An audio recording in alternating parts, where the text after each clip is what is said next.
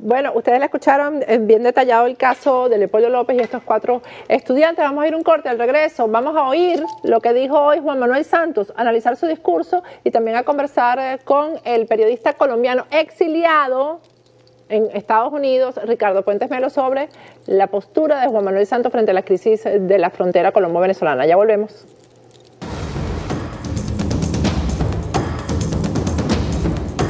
Agárrate con Patricia Poleo.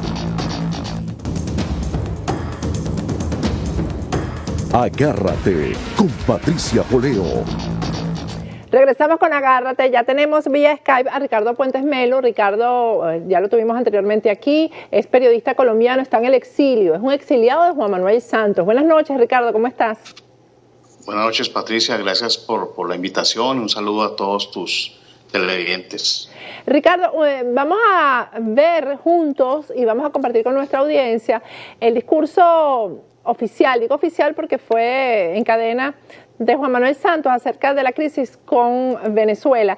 Claro, todo esto derivado de la decisión de la Organización de Estados Americanos que le fue adversa a Colombia.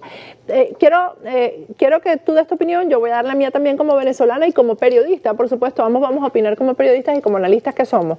Y sobre todo porque tú en uno de tus Twitter publicaste que esto era prácticamente como una confabulación entre Maduro y Santos, que estaban de acuerdo para en medio de esta crisis que está viviendo el pueblo colombiano y venezolano también de la frontera. Vamos a comenzar y vamos a pararlo en algunos puntos que a mí me parece que son fundamentales, Ricardo. Vamos a escuchar al presidente de Colombia, Juan Manuel Santos, y a verlo. Perfecto. La política exterior de un país refleja los principios y los valores en los que cree, y así ha sido en nuestro gobierno.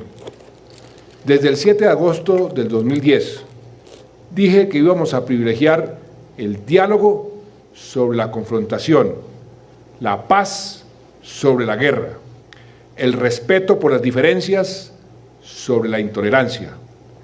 Y algo muy importante, primordial, el respeto por los derechos humanos. Ok, páramelo ahí, por favor.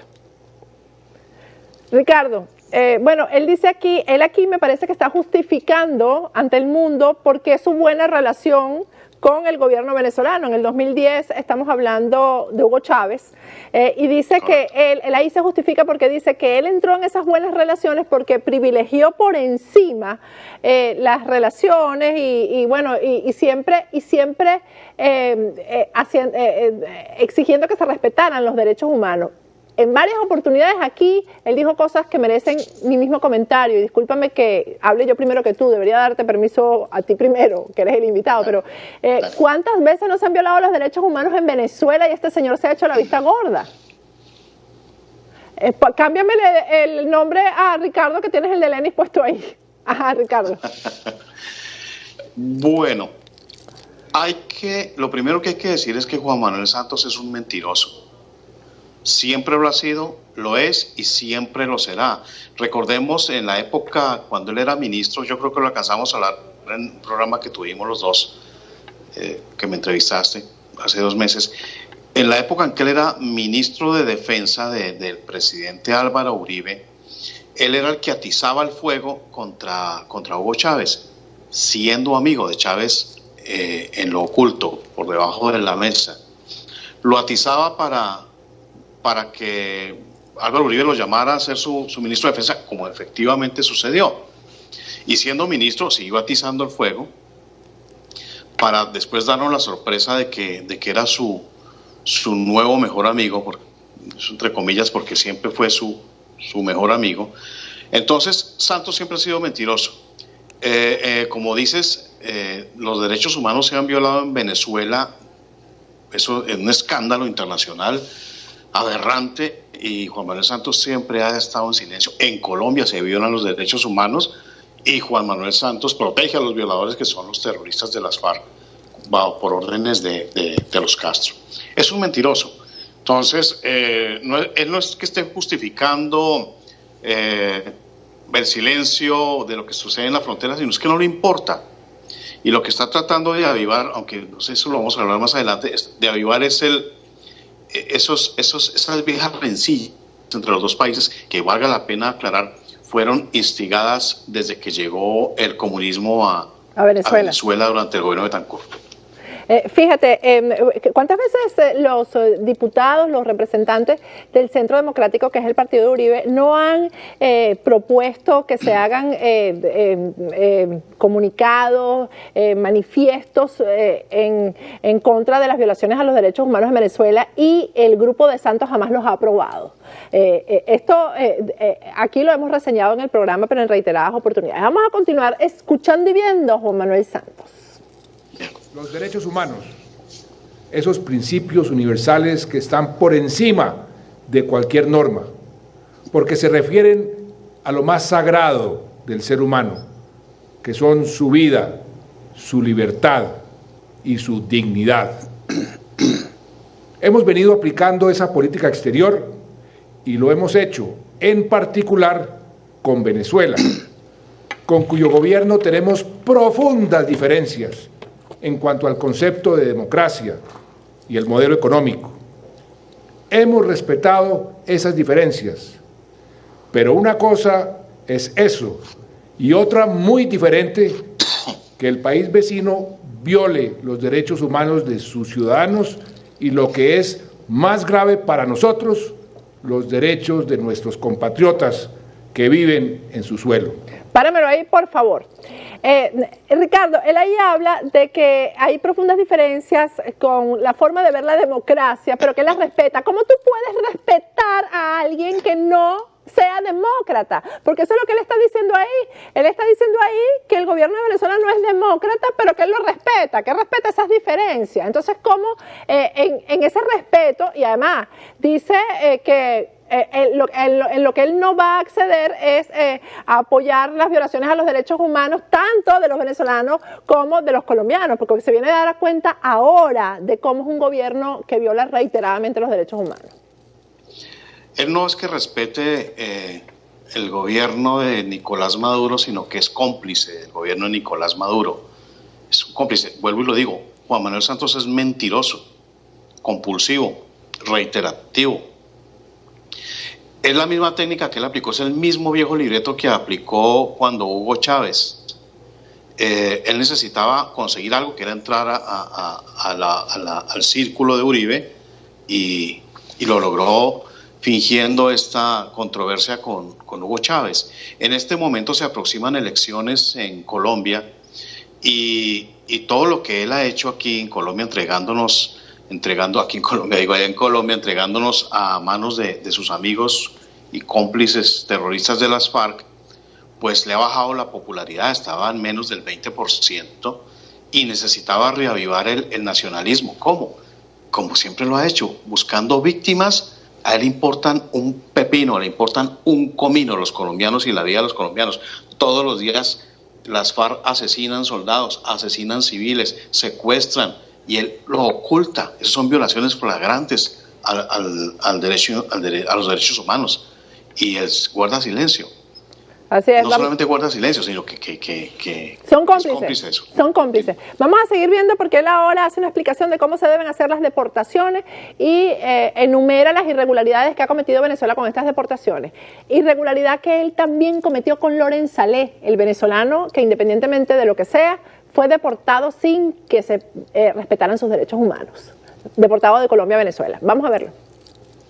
Venezuela, como cualquier estado, tiene derecho a cerrar su frontera o a expulsar personas por razones de seguridad. Pero la jurisprudencia internacional en derechos humanos es clara en afirmar que dicha potestad tiene límites, no puede violar el derecho internacional. Las deportaciones no pueden ser discriminatorias por razones de nacionalidad. Las deportaciones no pueden ser masivas ni arbitrarias. Deben ser individuales, previa la garantía de un debido proceso y la posibilidad de interponer recursos ante las autoridades. No pueden afectar los derechos de los menores, ni separar familias, y tampoco puede darse un trato indigno o inhumano a los deportados. Queda claro que ninguno de estos requisitos se ha cumplido en las recientes deportaciones de colombianos por parte de Venezuela. Y no solo eso, como la misma Comisión Interamericana de Derechos Humanos ha reportado, se han violado toda clase de derechos fundamentales.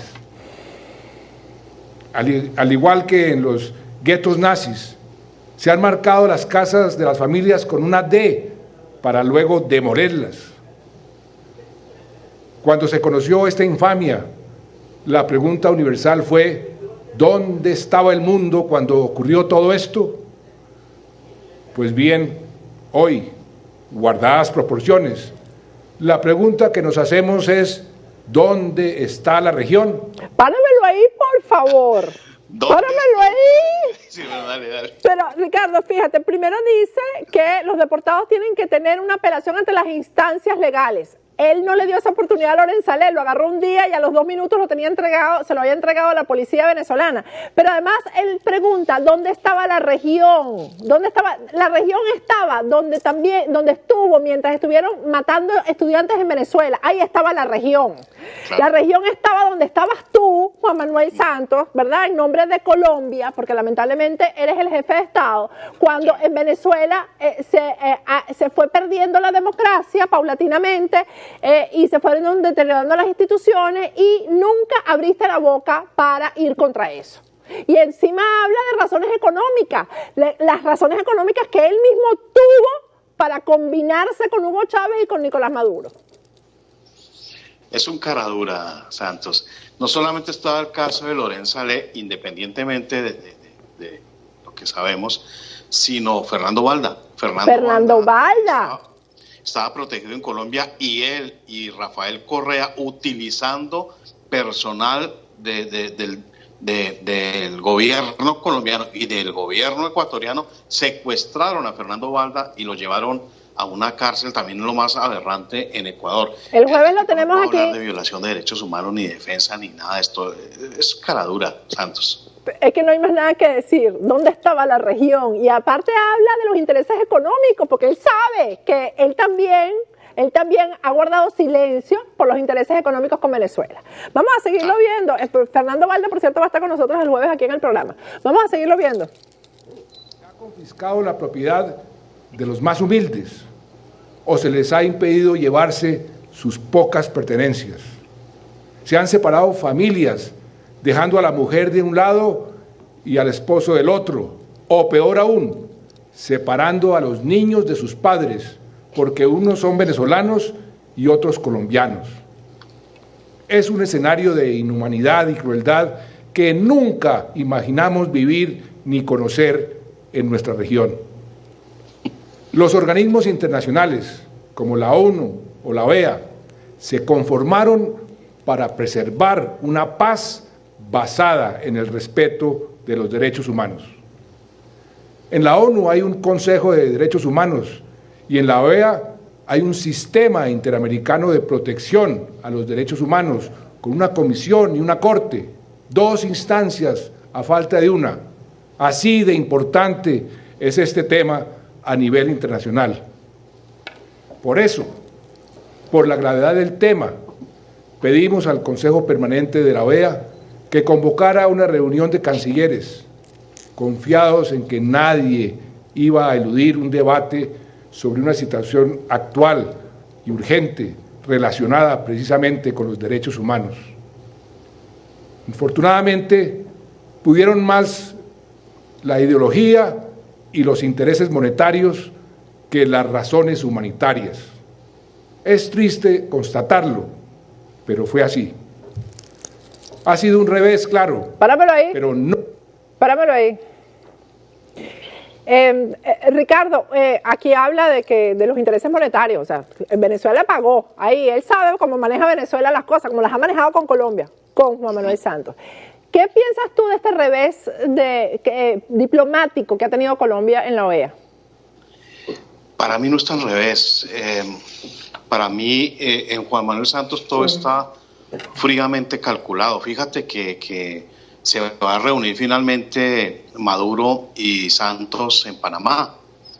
No es un revés, todo está planeadito, le conviene esto sobre la sangre y sobre las lágrimas de los colombianos que deportó Maduro. Le conviene tanto a Maduro, que también va a tener elecciones, y le conviene a Juan Manuel Santos, que las elecciones son en este momento en octubre. Cuando él estaba hablando de respeto a los derechos humanos, recordé una escena que todavía guardo con profundo dolor, una masacre que cometió las FARC en un pueblo del Cauca. Mató mucha gente, soldados también, policías, civiles. Juan Manuel Santos se desplazó allá porque esa era la costumbre de Álvaro Uribe, de ir a los lugares de las tragedias, pero Santos dejó a las familias llorando, y ese mismo día había un partido de fútbol de la Selección Colombia, y la foto la publiqué yo en Periodismo Sin Fronteras. Dejó a la gente llorando allá, los muertos ni los habían recogido, y se fue a mirar el partido de fútbol y a celebrar los goles y a cantar y a tomar ahí con su cúpula militar. Increíble. El tipo hablando de derechos humanos y de que le duele lo que le sucede. No le duele nada, le duele... Al mejor estilo de Maduro. Al mejor estilo de Maduro, bailando cumbia mientras a una señora la atropellaban en una cola para buscar comida y la mataban. Eso es el castrismo, eso es el comunismo. Exactamente. Vamos a ver, aunque no sé si nos dé tiempo de ver todo el video, pero hay cosas que es necesario que Ricardo Puentes las comente. Vamos a continuar viéndolo. Nos sentimos derrotados. Cuando la razón nos acompaña, cuando se obra con la verdad en la mano, cuando se trata de defender la dignidad de nuestros compatriotas, lo que hay son motivos para continuar. Si sufrimos un traspiés, lo superamos. Si no nos oyen en un escenario, iremos a 100 más. Si se cierra una puerta, llamaremos a 1000. Porque estamos indignados, justamente indignados, y el silencio o la inacción no pueden ser una opción. Por el respeto de los derechos y libertades de los colombianos, un revés no nos detiene. Al contrario, nos estimula a denunciar con más fuerza. Y nos estimula también haber recibido el apoyo de 16 países del hemisferio, 16 países que junto con Colombia votaron a favor de debatir el tema en una reunión de cancilleres. Son países serios, países democráticos, países que creen en las bondades del diálogo y la diplomacia, países que no le hacen el quite a un debate sobre derechos humanos. Hoy quiero agradecerles en nombre de todos los colombianos. Para la OEA y para el continente, esta era una oportunidad para hacer valer los derechos de los migrantes, una problemática que estamos viendo no solo en Colombia, sino en muchos países de la región y del mundo. Dos países hermanos como Colombia y Venezuela no pueden entrar en esa dinámica de persecución al migrante, no pueden transitar ese camino de xenofobia y de odio que sufren otras regiones del mundo. No lo podemos permitir. Yo mismo he constatado que han maltratado a colombianos humildes y trabajadores, personas que lo único que buscaban eran oportunidades para salir adelante, como lo hacen muchos venezolanos que han venido a Colombia.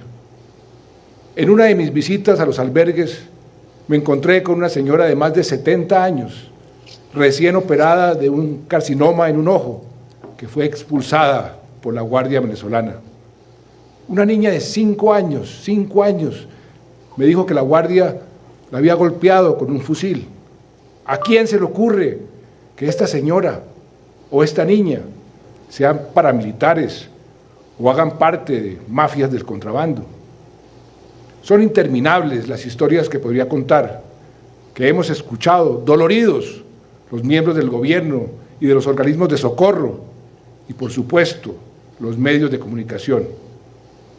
Hay más de 2.000 niños que viven en Venezuela, que no han podido asistir a sus clases en norte de Santander porque no pueden cruzar la frontera. otro Páralo derecho que se está páralo violando. ahí, porque quiero el comentario de Ricardo. Bueno, más mentiras, creo yo, y más hipocresía, Ricardo. Es un cínico total. Por ejemplo, lo que él habla de la visita a los albergues, de la visita a la frontera, sabemos que, por ejemplo, Uribe estuvo primero en el lugar, ¿no? Pero además, él habla de estar unidos en los colombianos frente a esta situación. ¿Cuántas veces no ha acusado el gobierno de Venezuela a Uribe de crímenes como homicidio, golpismo, terrorismo, etcétera? Y Juan Manuel Santos, porque un expresidente en un país democrático, Ricardo, es una institución. Un expresidente, sea el partido que sea, si sea tu adversario, ¿verdad?, merece unas palabras de apoyo del presidente de turno si es acusado de cosas, sobre todo de cosas falsas. ¿Qué piensas tú realmente que va a lograr con este discurso Santos frente al pueblo colombiano? Porque es dirigido a ellos, ¿no? Por supuesto, lo que te dije desde el principio, reavivar el nacionalismo, buscar un chivo expiatorio como Venezuela, como Maduro ya lo encontró, que la culpa de todo lo que sucede en Venezuela a nivel económico, social, es de los colombianos de la frontera. Santos también necesita reagrupar a toda la opinión pública alrededor suyo porque se aproximan elecciones y él necesita permanecer en el poder y permanecer, dejar a sus amigos en el poder. Ahora lo de la OEA es algo que se sabe desde hace mucho tiempo que él quiere reemplazar por UNASUR. Él quiere empoderar a UNASUR. Entonces, aquí se está tramando algo y yo creo que muy pronto vamos a ver hacia dónde se dirigen estas críticas de Juan Manuel Santos hacia la OEA, porque ahí está Estados Unidos, en UNASUR no. Vamos a ver. Eso blanco es y gallina lo pone. Mira, lo que pasa es que por el tiempo no lo puedo poner, pero te voy a decir algunas de las cosas que dijo que me parecen importantes. Que ya ellos no van a acudir a UNASUR. Ya Colombia no va a acudir a UNASUR. Y dijo, pero fíjate lo que dice tipo advertencia, como que dándoleselo a Maduro como vamos a negociar este asunto, porque le dice, bueno, y está abierta la puerta de que creo que es el fiscal general, no estoy muy segura del cargo, va a hacer una denuncia ante la Corte Interamericana de Derechos Humanos por crímenes de lesa humanidad, una denuncia contra el Estado venezolano por crímenes de lesa humanidad, que por cierto yo con mi equipo, que somos todos venezolanos, hice el comentario de que, bueno, sería el colmo que Venezuela fuera condenada por haberle hecho algo a nuestros hermanos colombianos y no por todos los crímenes que se han cometido contra estudiantes venezolanos, contra la gente, los crímenes que se cometen cada día en esas colas que se hacen, la delincuencia que además es amparada por el gobierno y está acabando con el país. Pero ¿tú crees que eso se dé? Porque él lo dejó como bueno, no hemos descartado que el fiscal haga esto y esto. No va a suceder, te lo juro, no va a suceder. Acuérdate el episodio con Wally Macklett, cuando ahí me entrevistaron en NTN 24, y yo lo dije muy claramente, Santos no va a extraditar a Wally a Estados Unidos, se lo va a entregar a su amigo Chávez. Aquí tampoco va a pasar nada. Nada de las declaraciones de Santos en esa época, sí, haremos justicia, y los narcotraficantes, y pagar, no, y se acabó el escándalo. Él no va a hacer esa denuncia. Esto es un show para elecciones, es un show electoral, y le importa tanto a Maduro como a Santos, le importan un comino el sufrimiento de estos colombianos en la frontera. Bueno, Ricardo, hay que ver cómo se comportan las encuestas después de este discurso de Santos, ¿no? A ver si y te vaticino que van a empoderar a UNASUR, te lo vaticino. ¿Que van a qué? A empoderar. O sea, que le van a dar, que el discurso le va a dar más puntos. Van a tratar de reemplazar van a darle mucho más poder a UNASUR porque necesitan. UNASUR ya lo tienen totalmente bajo su control. La OEA todavía les falta algunos. Bueno, vamos a seguir en contacto, Ricardo. Patricia, muchísimas gracias. Muy amable por la invitación. Gracias a ti por apoyarme además en este análisis, porque además fue última hora, fue tarde el discurso justo antes de empezar el programa. Muchísimas gracias. Gracias.